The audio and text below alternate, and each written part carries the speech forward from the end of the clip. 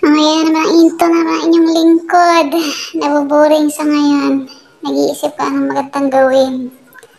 Naisipan kumuha ng lapis tsaka ballpen. Ayan, magpakapagod ka na naman ha.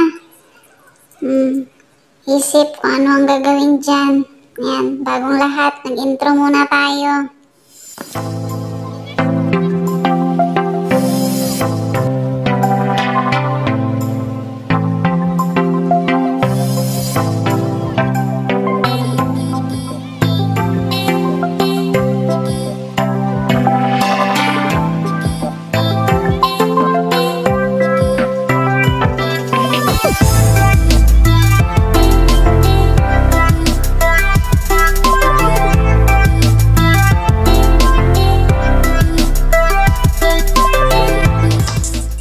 Naka-ready na ang lapis tsaka ballpen and paper. Samahan na ng cotton buds. Umpisahan na!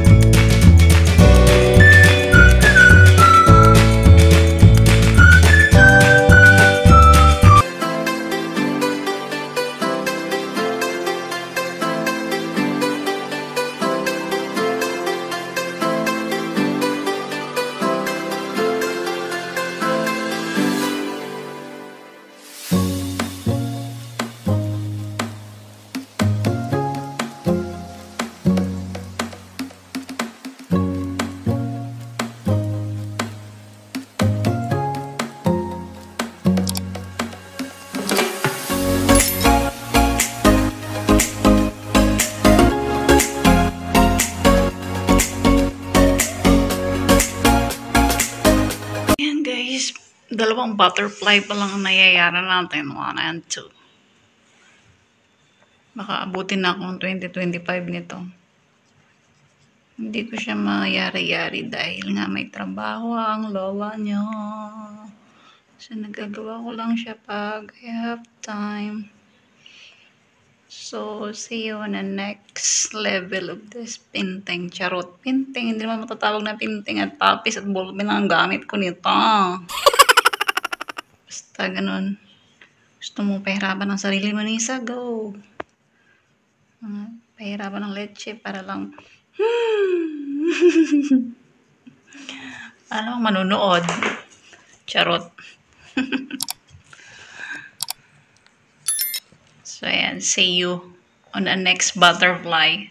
Nakaabang na siya. So, tapos na tayo sa butterfly. Tapos ko na lahat ng butterfly, guys. Ang gagawin na lang natin is shadow or mag-tribal ng konti sa ating mga flowering leaves. Then, I wanna show you the final results. Tapos na, no? Ang gagawin ko na lang guys is mag-shadow dahil wala tayong charcoal pencil.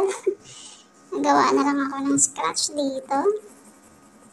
So you can see, meron akong ginawa dyan. And then, lagyan natin ng cotton pads. Yan ang gawin natin shadow. Parang ano siya sa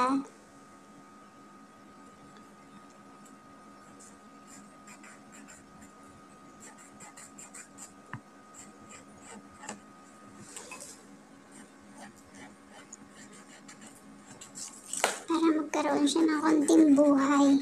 Char. Diba? Pag wala kang shadow, inkanto ka.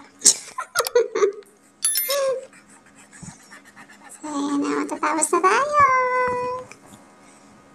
I-reveal ko na ang final product. Charot.